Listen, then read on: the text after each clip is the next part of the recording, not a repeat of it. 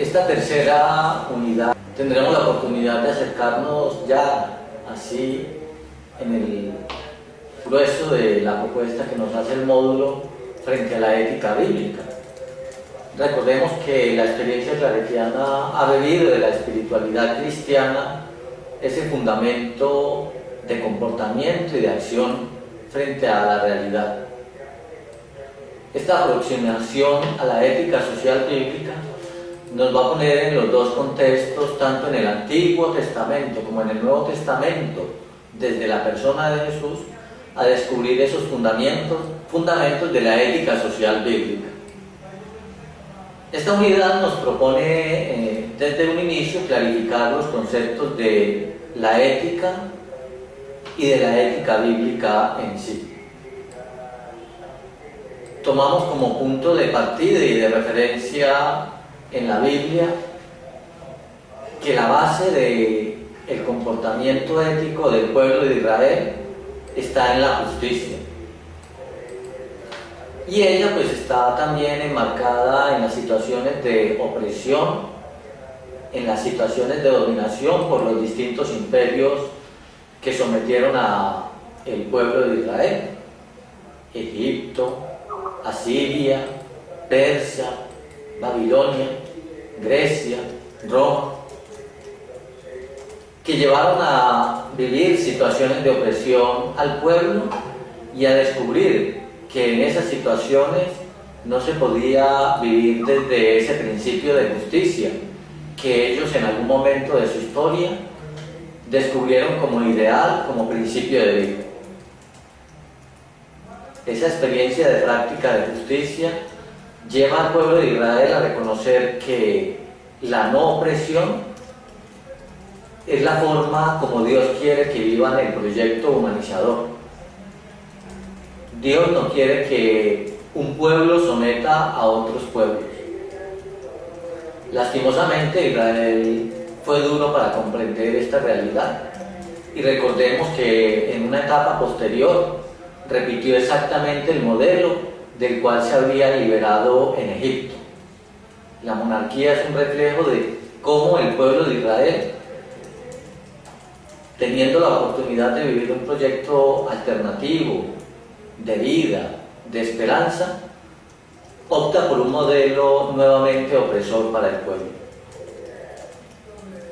La ley que va a fundamentar la experiencia liberadora de esas situaciones de opresión y que va a ratificar precisamente la negativa del pueblo a esas prácticas que deshumanizan al ser humano desde el poder, desde la riqueza, desde la dominación militar, lo va a formular Israel en el Decálogo.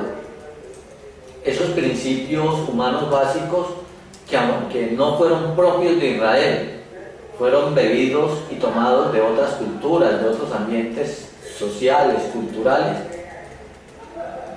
el pueblo de Israel trató de imprimirle a esa ley el principio humanizador que garantizara la vida para todo el pueblo. Hay que anotar que este decálogo plantea siempre las alternativas a esas situaciones de muerte y de opresión que vivía concretamente el pueblo, y que se expresaban precisamente en el robo, en la violencia, en el deseo de acaparar. Formas que Israel supo concretar como negativas a la acción de Dios en medio de su proyecto de vida. Cada vez que Israel recuenta su historia, hace memoria también del acontecer como ese Dios liberador pasa por los distintos acontecimientos de su historia. Esa ley, ese decálogo, como principio articulador de su experiencia como pueblo, fundamenta también unas prácticas sociales frente a la realidad que vive. Y entabla, primero que todo, un no a la pobreza. Mientras haya pobres en la sociedad, mientras a unos se les quite las tierras, su territorio, mientras un pueblo esclavice a otro pueblo, no puede haber proyecto de Dios en esa realidad. Esa lucha por la no pobreza, por luchar por todas esas situaciones injustas que a veces dominan al ser humano, fue el propósito que Israel se planteó en toda su ética, sobre todo desde esa ética deuteronomista, que nos presenta también el proyecto humanizador frente a situaciones de opresión.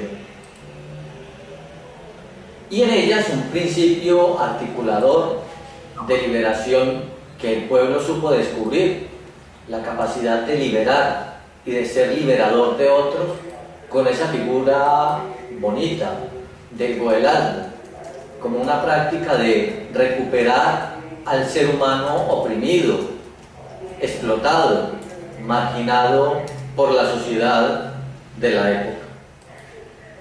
Esa práctica liberadora que Israel supo implementar desde una nivelación social, desde el retorno de los derechos para quienes los hayan perdido, desde la acción liberadora por todo lo que el pueblo quería construir como una nueva propuesta alternativa al poder de dominación, nos hace también caer en cuenta del proceso de conciencia que se tiene que operar en el ser humano. Y esos tres niveles, opresión, liberación y toma de conciencia, son prácticamente el método que nos ayuda a entender cada texto bíblico desde una hermenéutica contextualizada, desde una hermenéutica liberadora. La propuesta de la Biblia, en esta propuesta de nivelación social, de goelasco, de rechazo a la pobreza como una forma de deshumanización del ser humano, como un hacernos caer en cuenta de las dinámicas que a veces nos hacen que explotemos a los demás, son un llamado también a esa experiencia de construir un modelo ético de relación como seres humanos.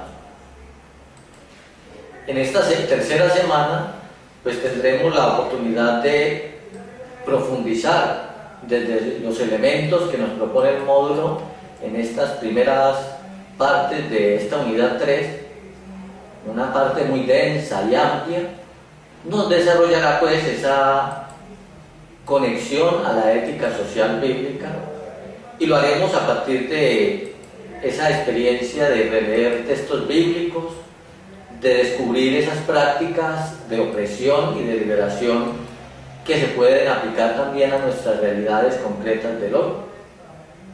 Haremos la reflexión desde el campo de nuestra vida, desde nuestros contextos donde desarrollamos nuestras distintas tareas y proyectos, para descubrir cómo la realidad plantea desafíos transformadores y cómo descubrimos también las situaciones de opresión en ella. La Biblia propone como una forma para reconstruir la sociedad en llegar a nivelaciones sociales. ¿Cómo podemos hacer posible desde nuestras realidades que los pobres tengan un papel y una alternativa frente a modelos capitalistas excluyentes? Será una de las preguntas que trataremos de hacernos en esta tercera semana. Y también desarrollaremos dentro de los ejercicios propuestos para esta tercera semana un replantear también y un formular desde realidades concretas del hoy qué leyes tenemos que generar para una nivelación social, para recobrar todas esas formas que muchas veces nos hacen deshumanizar a unos con otros. Haremos lo posible por aplicar esos 10 mandamientos a nuestras realidades de hoy, analizando también esa realidad y esos contextos de vida y de muerte que podamos descubrir. Esta fundamentación bíblica de la ética no puede dejar y desconocer a Jesús de Nazaret.